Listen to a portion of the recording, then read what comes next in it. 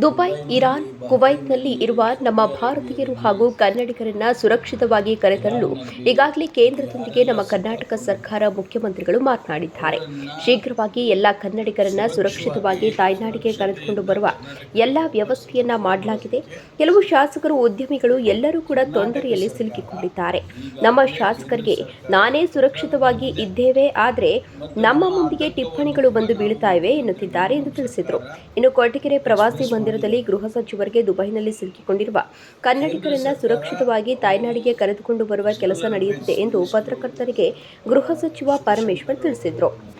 ಜಯಶಂಕರ್ ಅವರು ಹೇಳಿದ ಪ್ರಕಾರ ಅವರು ಸ್ಪೆಷಲ್ ಫ್ಲೈಟ್ ಅನ್ನು ಮಾಡಿ ಭಾರತೀಯರನ್ನ ಇಲ್ಲಿಗೆ ಕರ್ಕೊಂಡು ಬರೋದಕ್ಕೆ ಏರ್ಪಾಟ್ ಮಾಡೋದಕ್ಕೆ ಆಯಾಯ ದೇಶದ ಡಿಪ್ಲೊಮ್ಯಾಟ್ಸ್ ಜೊತೆ ಮಾತಾಡ್ತಾ ಇದ್ದೀವಿ.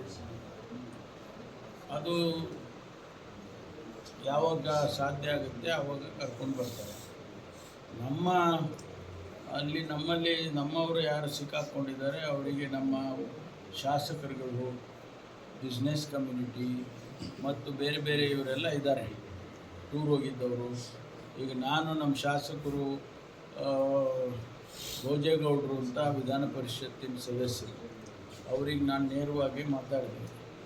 ನಾವು ಸುರಕ್ಷಿತವಾಗಿ ಸದ್ಯಕ್ಕಂತೂ ಇದ್ದೀವಿ, ಆದರೆ ನಮ್ಮ ಎದುರುಗಡೆನೇ ಅವರು ಸ್ವಲ್ಪ ದೂರದಲ್ಲಿ ಮಿಸೈಲ್ಸ್ ಎಲ್ಲ ಬಿದ್ದಿದ್ದು ನಮಗೆ ಕಾಣಿಸ್ತು. ನಮ್ಮನ್ನೆಲ್ಲ ಬಂಕರ್ನಲ್ಲಿ ಕರ್ಕೊಂಡು ಹೋಗಿ ಇರಿಸಿದ್ರು. ಆಮೇಲೆ ಸಂಜೆ ಆದಮೇಲೆ ಬೆಳಗ್ಗೆ ಬಂದರು ಅಂತೆಲ್ಲ ಏನೋ ಹೇಳ್ತಾ ಇದ್ರು. ಇನ್ನೂ ಕೆಲವರು ಶಾಸಕರು ಸಿಕ್ಕಾಕೊಂಡಿದ್ದಾರೆ. ಅವ್ರನ್ನೆಲ್ಲ ಸುರಕ್ಷಿತವಾಗಿ ಕರ್ಕೊಂಡು ಬರೋದಕ್ಕೆ ನಾವು ಈಗಾಗಲೇ ಚರ್ಚೆ ಮಾಡ್ತಾ ಇದ್ದೀವಿ.